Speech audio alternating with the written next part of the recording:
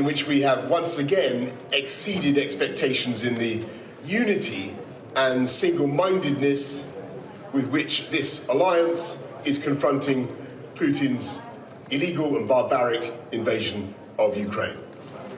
After 127 days of war, we in NATO are now more resolved than ever that Europe's boundaries can't be changed by force and that we must give the Ukrainians the means to protect themselves. And we are. In the last few days, virtually everyone around the table has agreed to give more to help. And at the same time, we have to recognise that the impacts of this brutal invasion of Ukraine are being felt around the world, in Africa, in Latin America, in Asia. There's not a country that is not now being affected by the surge in energy prices, the shortages of food and fertiliser. And so, just as we in the UK are focused on helping people with the cost of living, £1,200 going to next month in July to the 8 million most vulnerable households, with more help to come, £400 for every family to help with the costs of energy. So too the governments of the Commonwealth, of the G7 and of NATO are determined to work together to ease. Can you hear me? No. You right? No. I'll just have to shout. Can you pick it up roughly? Yeah? I'm just going to project my voice. So too the governments of the Commonwealth, G7 and NATO are determined to work together to ease the pressure around the world, whether that means getting the grain out of Ukraine or encouraging moves to increase global energy supplies or helping countries to find alternative supplies of fertiliser. And we must, frankly, recognise the risk that not every country of Putin's invasion or sees it in the way that we do. So we've agreed together to work to explode some myths. We have to explode the myth that Western sanctions are in some way responsible for these price spikes, when of course it is the Russian invasion that has caused the shortages of food, and it is Putin's blockades that are stopping the grain leaving Ukrainian ports. We need to explode the myth that it was in any way NATO that had responsibility for provoking the conflict. Nothing could be further from the truth. And if you want proof that NATO is a purely defensive alliance, you could have no more eloquent testimony than the accession of Finland and Sweden, quintessentially peace-loving countries that have been neutral for decades. And the fact that these two paladins for peace have joined NATO tells you all you need to know about NATO and all you need to know about Putin. We need to show the global south that we are the partners they need, that we NATO countries are the partners they need, and that we're there to help them as they make the transition to a green future, and that they should beware the trap, by the way, of running up huge debts to other countries that do not share our values and maybe do not have their best interests at heart. And the final myth we need to debunk is that when it comes to a crisis like this, Western democracies, because of the pressures that politicians face, do not have the same staying power. And I think that if Ukraine were to be crushed or forced into a bad peace, the consequences for freedom around the world would be appalling, and that view is shared by everyone in NATO. So let's be absolutely clear. The best way for us to win the argument around the world about our values, what we stand for, about our opposition to the use of force to change boundaries, about the primacy of international law, the best way to win that argument is for the Ukrainians to win and for Putin to fail in Ukraine. And that's why I'm pleased today that we've announced another £1 billion worth of military support. And if you wanted evidence of the amazing ability of the Ukrainians to fight back, to overcome adversity and to repel the Russians, then look at what has happened just today on Snake Island, where again Russia has had to cede ground. In the end, it will prove impossible for Putin to hold down a country that will not accept his rule. This has been a crucial summit in that we are resolved not just to support Ukraine, but we've agreed a new strategic concept. We're moving additionally beyond the doctrine of tripwire deterrence on NATO's eastern flank to a new approach of defence deterrence by denial. And countries around the table are also recognising that they need to spend more.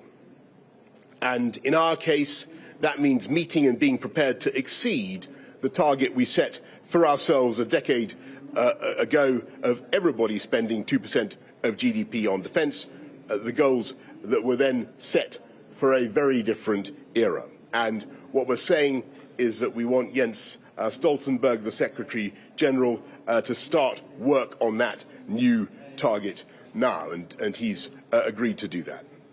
We need to invest for the long term in vital capabilities like future combat air, while simultaneously adapting to a more dangerous and more competitive world. And the logical conclusion of the investments on which we propose to embark, of these decisions, is that we will reach 2.5% of GDP on defence by the end of the decade. I want to say a big thank you to our Spanish hosts. I think they've done an amazing job. I want to thank Jens Stoltenberg. And my view is at the end of this Madrid summit, the NATO alliance is plainly in robust health and getting stronger, with new members and a renewed purpose. We can see that our work is cut out, and we can see that there are billions of people around the world, swing voters, who need to hear and to understand our arguments. But we have a huge advantage of knowing what we want, in believing in our ideas, and having the means to do what we want to do. And above all, we are united. And if history is any guide, then I believe that this great alliance will again be successful. Thank you all very much, and I'd like to go to the media, where I think we've got a question first from Chris Mason of the BBC. Thank you, Chris Mason, BBC News. Prime Minister, what is the overall objective of the UK's help and strategy for Ukraine? Is it unequivocally getting the Russians out, restoring Ukraine's borders to how they were before the war? And, if I may, you've been out of the country for 8 days. Are you actually looking forward to returning home, given the ongoing speculation about your own future? On the second point, yes, I can't tell you how much I'm looking forward to get. Not that it's been wonderful being here in Madrid, as you want. As indeed, I enjoyed being in Kigali and Germany. But there's no place like home, so I'm keen to get back. On your point about where we're trying to, what's the goal? We can't be more Ukrainian than the Ukrainians. Everybody understands that. It's for Volodymyr Zelensky, his people to decide what they want to do. Whether they want to cut a deal with Russia to make some kind of peace, of course, that's entirely a matter for them. Though I noticed that after the attack on the shopping centre, I think I saw a poll saying that 89% of Ukrainians would under no circumstances contemplate a land for peace deal. So, I can see that the difficulties in Ukraine. Our job is simply to vindicate the principle, to stand up for the principle of the right of the Ukrainians to protect themselves. That's what we're doing. That's what everybody in the alliance is doing. And we want to give them the means to repel the Russians, to expel the Russians from the territory that they have occupied, because that is the right thing under international law. And as everybody has said, we want at the very least to put Zelensky in the best possible position he could be in, if and when he decides that there is anything to talk about. But at the moment, let's be absolutely clear, there doesn't seem to be anything to talk about, because it's not only that the Ukrainian people would find it very difficult to do a deal, Putin isn't even offering a deal and a right to continue to support Ukraine in the way that we are, and indeed to continue to intensify that military support. Because I think that they do have the potential to turn this round, we've seen what Ukraine can do to drive the Russians back. We've seen what they did around Kiev, around Kharkiv, now on Snake Island. I think the right thing for us is to keep going on the course that NATO has set out, no matter how difficult it. But that's what this summit has certainly agreed. Romilly Weeks of ITV. 1, 2. I'll shout 2. Prime Minister, the American assessment is that the war in Ukraine could grind on for an extended period of time. Do you really think you've won the argument amongst fellow leaders to support Ukraine to the bitter end? And do you think you can sustain an appetite for that back home? So, Romilly, I think I think the argument here at NATO, the argument at G7, is very, very clear, and everybody, I think, there's a great deal of unity around this table. Everybody can see the point of principle, but everybody can see the practical consequences for the world. It would be disastrous if Putin were to succeed in Ukraine. So there's strong unanimity here. I think when it comes to the global congregation. Yeah, I mean, the interesting thing in the last few days and weeks has been to listening to other voices, some of whom I think are under a misapprehension about what is really going on, about who's to blame for the spikes in fuel prices, under a misapprehension about what NATO really is. I'm afraid that we have to recognise that we have to do more as an alliance to counteract some of the propaganda that's coming out from the other side. And we have to be humble about that. We have to recognise that not everybody is necessarily automatically going to see it our way first time. I think the arguments are with us. I think we'll win the argument, but we need to make it.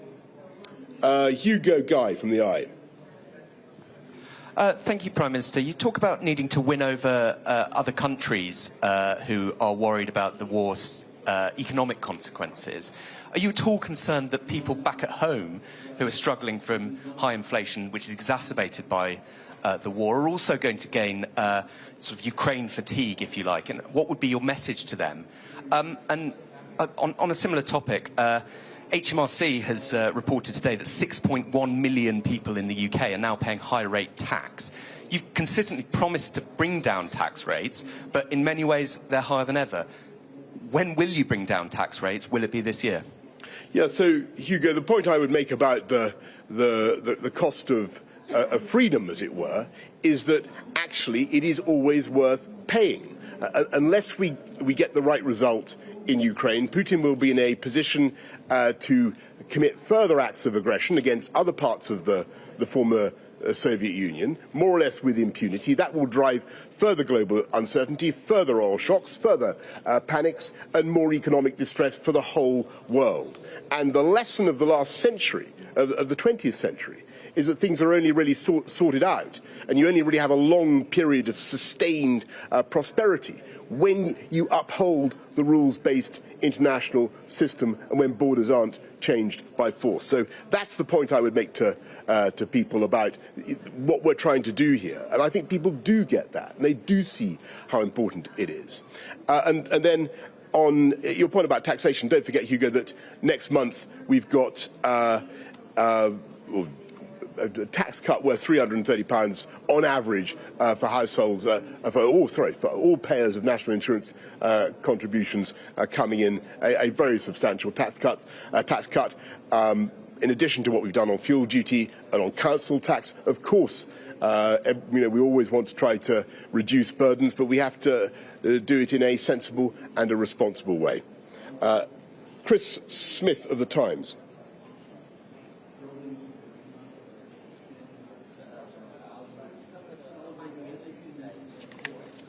Struggle more than others. Inflation is going to stay high for a very long time. You've talked a lot about how this is going to abate fairly soon. Are you at risk of being complacent about inflation? Do you need to do more to deal with the fallout of this war?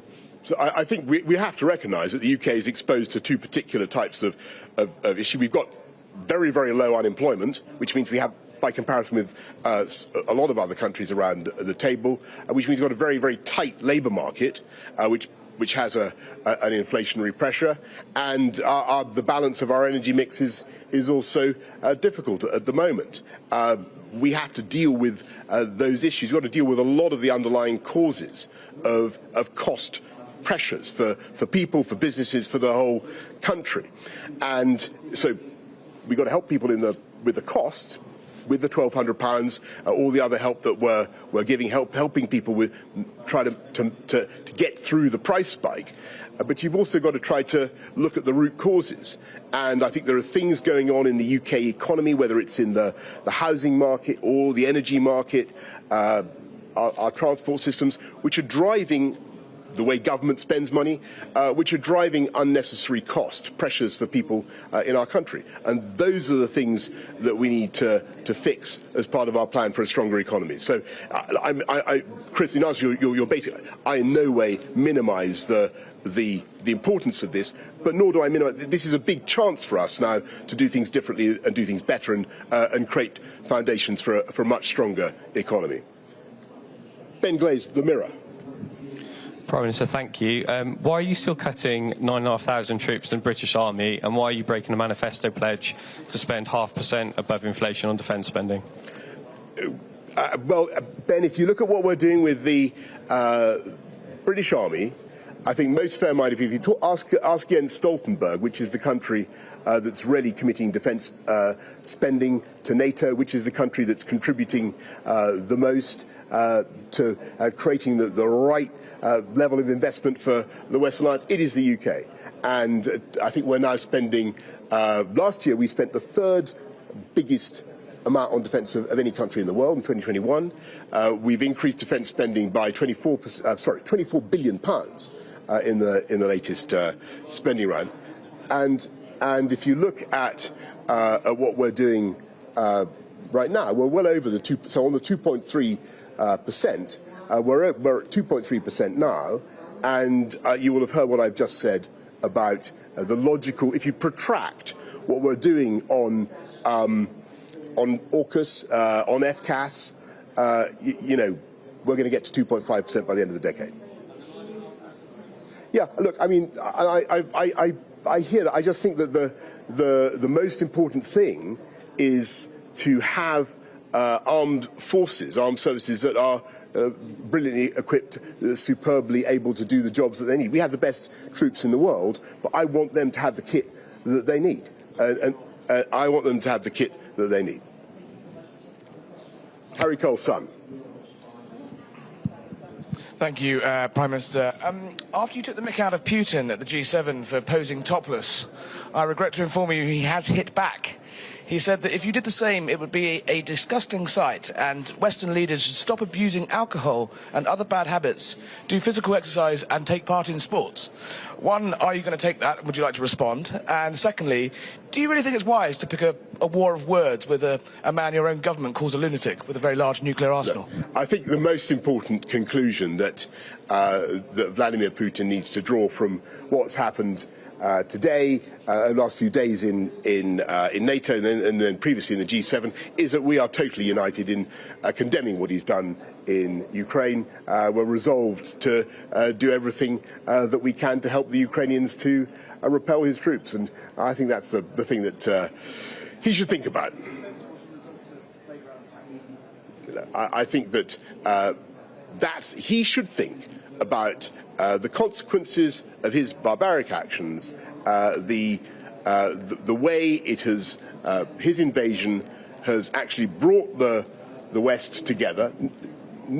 NATO, G7, EU. Look at the way people have come together.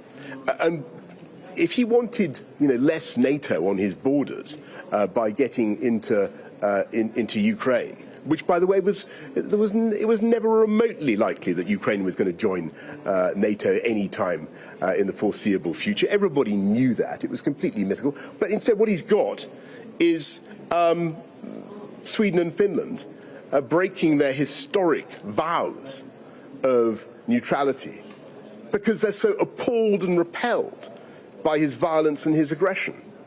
And I think that is an absolutely devastating comment on what he has done and his behaviour. Jasmine Cameron-Chileshi of the FT. Thank you, Prime Minister. Earlier this week, Foreign Secretary Liz Truss called China an aggressor, and she said that the West had been complacent over China. Do you agree with her assessment? Do you think the UK needs to re-examine its relationship with China? Look, I think on China, it's very important that we remember that we have a huge economic relationship with China. So does every country around that table. America's got a gigantic free trade deal with China. But at the same time, we've got to understand that there are areas in which we need to compete, contest, and sometimes challenge what China is up to. And that is clear. And we had a long discussion in the UK, as you'll remember, about Huawei. It was very difficult. It was very painful. But in the end, there was just a limit to the way economic interpenetration could go, and it clashed with our need for national security, and so we had to fix that. And what we're doing around the world is making sure that we have that balance, and that we stand up to China wherever is necessary. And I think, but also being realistic. It is very, very important that we understand that China is a great country. It's going to be a gigantic fact of the world's economy for a long time to come. So you need to. There has to be a balanced approach, and every country around that table can see that. But obviously, one of the reasons why what is happening in Ukraine is so important is because there is a clear read across to other theatres, and that's why we're sticking up for the rules-based international system in the way that we are. I mean, obviously we're sticking up for it in Ukraine because it's overwhelmingly the right thing to do, but there's also a read across. Spanish media, Antenna 3, Sarah Romero. Prime Minister, thank you for the floor. How important is the southern flank of North Africa for NATO, and will NATO defend Ceuta and Melilla in case of aggression? Thank you. Thank you. Listen, Sarah, on your specific question about Ceuta and Melilla, that's a brilliant point. I don't think I have the answer to that because, I mean, I know that the two, I think, is enclaves the right word? I don't know how to express. I mean, I'm vaguely aware of their constitutional status, but I would hesitate to offer a doctrine on the extent to which they're comprised within the Article 5 guarantees. That doesn't mean there isn't an answer. It just means that, unfortunately, Sarah, I don't know what the answer is. If they're Spanish territory, if it's held that they're Spanish territory, then I imagine that they're protected under Article 5. Okay, let me go as far as to say that, right? On your wider point about the Maghreb and the North African littoral, I think there's a big agenda for NATO. And I think we should be thinking about it. And I think one of the big strategic mistakes that we've made as Europeans is not to recognise that that is the origin of so much of the migration, so much of the turmoil, and problems in North Africa feed back into the Sahel and make things worse. So there's a negative feedback loop. So I'd be in favour of much greater engagement with all those areas, and definitely a project for NATO. Sergei Sidorenko of European Pravda. Thank you, Prime Minister. I'm here, and on the other side. Yeah, here. Sorry. Not to be confused, by the way, with Komsomolskaya Pravda, right? Absolutely not. I can see some sniggering from there. You can recognize me by Zelensky type T-shirt. Yes, exactly. Yeah. First of all, I would like to thank you and to the UK for the support for Ukraine that we are really doing, and you are, I would say, even leading military support for us. But at the same time, and also I would like to thank you for the role that Ukraine have to define its future and its victory, and Ukraine did. Even President Zelensky have said these days that we are going and we need to win this year. not to be that much involved in the war. Do you see a real chance for Ukraine to win, considering that NATO allies are not so happy to provide us so needed weaponry? Because we see no modern tanks, no jets, and so on. Maybe you see some ways to do that in that time frame. And also, even more important, as you said just now, that no one did expect to see Ukraine in NATO, which is sad to hear about. Now, is there a chance? I'm just being realistic there. But is there a chance to become a member of NATO one day after Ukraine wins, or NATO is still that much afraid of Russia that cannot even think of it? Okay. Because there is no other. Thank you. Look, I mean, that's really good.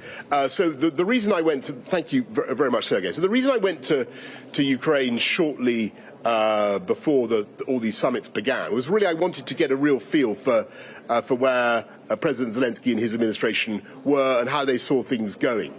And it really is clear, as you say just now, they do see a way in which they can change the dynamic this year, in the next few months.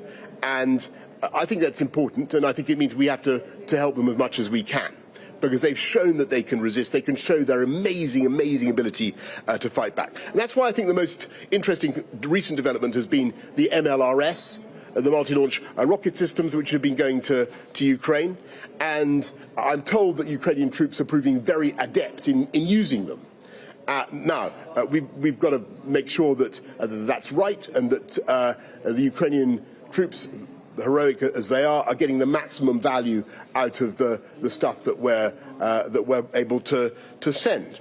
But we think that they do indeed have it in their power to repel the Russians and to get them back to the pre-February the 24th position, and that's certainly what Volodymyr says he wants to do, and he set out a plan for doing that. Now, as for the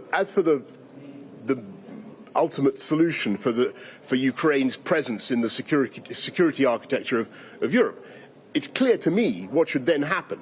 It's clear to me that leaving aside the question of an Article 5 guarantee, what you have, or what you should have, is the Western powers, whether all of NATO or just some NATO countries, should be offering deterrence by denial, so that we so fortify Ukraine with NATO-grade weaponry, plus intelligence, plus training, that no future attack is conceivable. That's stage one, and that's the position that we want to get to. And I think that will prove to be a very, very effective solution. There can then be a further argument down the track about NATO, but that would be my interim solution. Okay, everybody. I was told to be no more than 9. Thank you. See you later. Thank you. That was Boris Johnson there speaking at the NATO summit in Madrid. He talked about a historic summit. The invasion of Ukraine by Russia was felt around the world. No country, he said, was not affected by shortages of food and fertiliser. He's very keen to stress there was a need to explode the myth that NATO was responsible for the war in Ukraine. It's impossible to hold a country, he warned Vladimir Putin, that will not accept Russian rule. Also, he said the NATO alliance was of robust strength and getting stronger. And of course, we know that Finland and Sweden are going to sign up. If Ukraine was forced into a bad peace, consequences would be felt around the world, said the Prime Minister. He also talked about defence spending. Must recognise the risk that other countries don't take the same view of Putin's invasion of Ukraine as we do. He said countries around the table are recognising they need to spend more. That means spending more than 2% of GDP on defence. He said Britain spends 2.3% now, but that will reach 2.5% by the end of the decade.